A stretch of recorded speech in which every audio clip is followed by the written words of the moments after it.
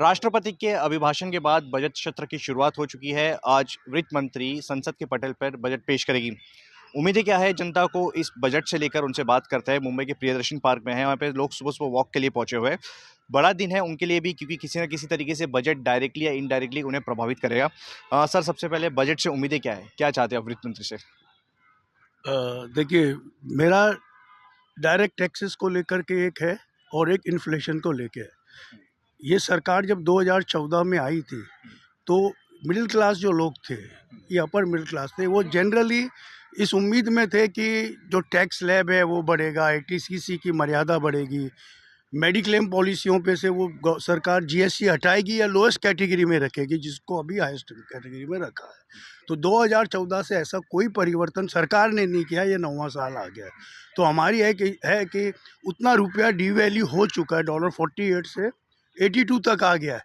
तो कम से कम 5 लाख तो करना चाहिए स्टैंड, जो टैक्स स्लैब है वहाँ से शुरू होना चाहिए। एक दूसरा, सीनियर सिटीजन के लिए मेडिक्लेम में कोई भी टैक्सेशन नहीं होना चाहिए, इतना सरकार कर सकती है। सीनियर सिटीजन के लिए कोई भी मेडिक्लेम टैक्सेशन नहीं होना चाहिए। सर, आप भी सीनियर सिटीजन है, हेल्थ को ज़्यादा तवज्जो देते हो दिखाई दे रहा है, तो उम्मीद क्या है बजट से?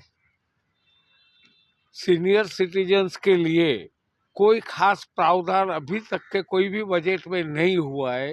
तो हम चाहेंगे अपने फाइनेंस मिनिस्टर से कि ये समय कुछ सीनियर सिटीजन्स को हेल्थ के बाबत में या उनका जो भी खर्चा होता है वो डिडक्टिबल होना चाहिए।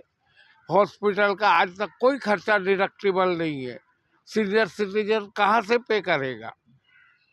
तो ये खर्चे डिडक्टिबल होने चाहिए। आज मीडियम क्लास की जो हिंदुस्तान के 30% आबादी है, आज उनको अगर टैक्सेस में कुछ बेनिफिट मिलते हैं तो खर्चा कर सकेगी, और खर्चा करेगी तो हिंदुस्तान का इकोनॉमी अपना बेटर हो जाएगा। सर, आप एक बिजनेस कम्युनिटी को बिलोंग करते हैं। बिजनेस कम्युनिटी यानी एक व्यापारी की नाते क्या कहेंगे, क्या उम्मीद है? GST में सबसे बड़ा ध्यान देना चाहिए। जो इन्होंने कैटेगरी 5, 12, 18, 28 ये सब रखी हुई है, इसको तो पहला एक फॉर्मेट में लाना चाहिए ताकि लोगों को प्रॉब्लम ना आवे। GST कलेक्शन ऑलरेडी बहुत बढ़ चुका है, तो अभी आप उसको कम करो और लोगों को दायरे में लाओ।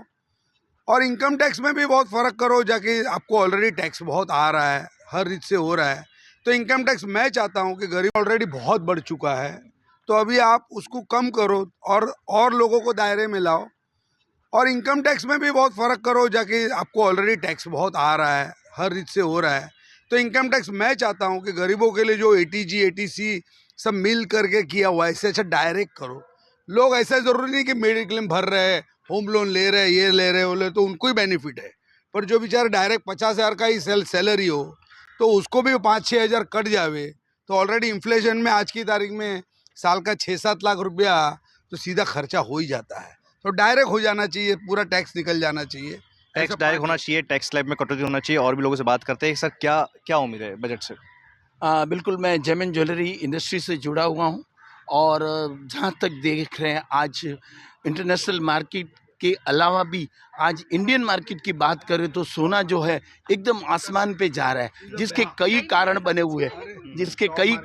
हुए हैं कि सबसे मुख्यतः कारण है इंपोर्ट ड्यूटी जो वर्ल्ड में आज सोने का भाव करीबन 50,000 के आसपास है, वो आज यहाँ पे 60,000 के आसपास चला गया है। तो एक बहुत बड़ा कारण है इंपोर्ट ड्यूटी। तो इंपोर्ट ड्यूटी अगर सरकार जो जिस तरह से ग्रेजुअली बढ़ा थी, सारी हम कई सालों की बात करें, जो इंपोर्ट ड्यूटी 0.5% के आसपास थी, फिर बढ़ के 2% पे आई, फिर 5% पे आई, 7% पे आई, और लास्ट में जाके आज GST के साथ 18-18.5% है। तो इंटरनेशनल मार्केट और इंडियन मार्केट में 18.5% का रेट का डिफरेंस होता है। वो डिफरेंस की वजह से आज हमारे पास जो इंटरनेशनल बायर्स है, आज यहाँ इंडिया छोड़ के बड़े बड़े हबों में जा रहे हैं, दुबई में जा रहे हैं, तो उससे सरकार को नुकसान हो रहा है और हमारी इंडस्ट्री को भी बहुत बड़ा नुकसान हो रहा है।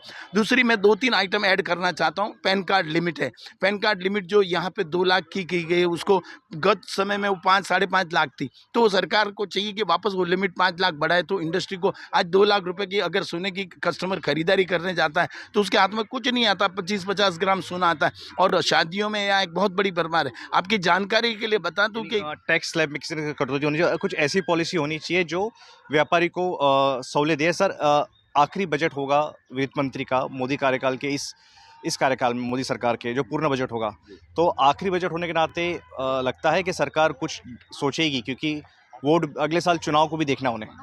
जी, हमारे देश की सबसे बड़ी देखिए आप फार्मर बॉडी जो है, they are one of the biggest population. मैं एक एक्सपोर्टर हूँ ऑफ एग्री प्रोड्यूस। मैं ये चीज़ मार्क करता हूँ कि पहले काफ़ी इंसेंटिव्स हुआ करते थे जो एक्सपोर्ट प्रमोशन के लिए, और उसको फार्मर्स को भी काफ़ी सपोर्ट मिलता है, क्योंकि अगर एक्सपोर्टर को इंसेंटिव मिलेगा तो he will pay back to the farmers. Today the incentive to the exporter is almost nil. कोई एक्सपोर्टर को इंसेंटिव मिलते ही नहीं है। और लोगों से बात करते हैं, सर क्या उम्मीद है बजट से?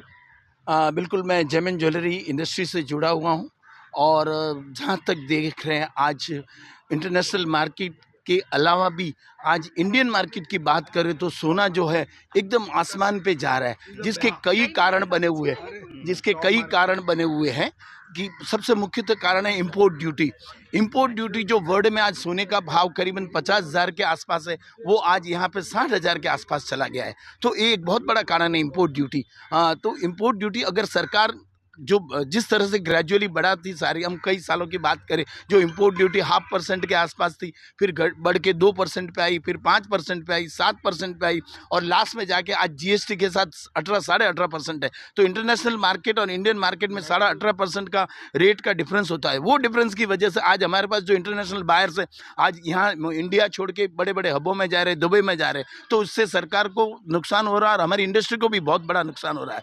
दूसरी, मैं 2-3 आइटम ऐड करना चाहता हूं। पैन कार्ड लिमिट है, पैन कार्ड लिमिट जो यहाँ पे 2 लाख की गई है, उसको गत समय में वो 5-5.5 लाख थी, तो सरकार को चाहिए कि वापस वो लिमिट 5 लाख बढ़ाए। तो इंडस्ट्री को आज 2 लाख रुपए की अगर सोने की कस्टमर खरीदारी करने जाता है तो उसके हाथ में कुछ नहीं आता, 25-50 ग्राम सोना आता है, और शादियों में यहाँ एक बहुत बड़ी भरमार है। आपकी जानकारी के लिए बता दूं कि टैक्स स्लैब में किसी कटौती होनी चाहिए, कुछ ऐसी पॉलिसी होनी चाहिए जो व्यापारी को सहूलियत दे। सर, आखिरी बजट होगा वित्त मंत्री का मोदी कार्यकाल के इस कार्यकाल में, मोदी सरकार के जो पूर्ण बजट होगा, तो आखिरी बजट होने के नाते लगता है कि सरकार कुछ सोचेगी, क्योंकि वोट अगले साल चुनाव को भी देखना उन्हें।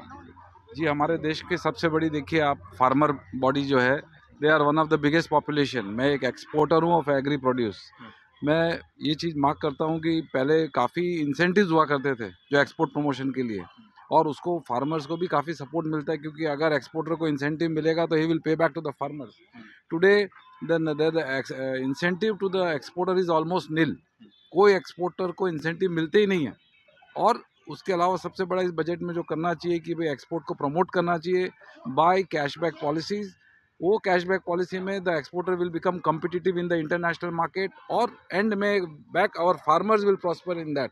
आज फार्मर का 60-70% प्रोड्यूस वेस्ट चला जाता है, क्योंकि इतनी खपत इंडिया में नहीं है और बाकी एक्सपोर्ट हो नहीं पाता है। तो फार्मर यानी किसानों के भी हित की बात रखनी चाहिए, ना सिर्फ आम आदमी की। एक्सपोर्ट्स को लेकर टैक्स स्लैब में कटौती होनी चाहिए, मेडिक्लेम और हेल्थ इंश्योरेंस में कुछ इस तरीके से करना चाहिए कि जो सीनियर सिटीजन है उनको सहूलियत मिले। देखते हैं कि उम्मीदों पे कितना खरा उतरता है ये बजट। कैमरा से विनोद सिंह के साथ अंकुश जायसवाल, न्यूज़ 24 मुंबई।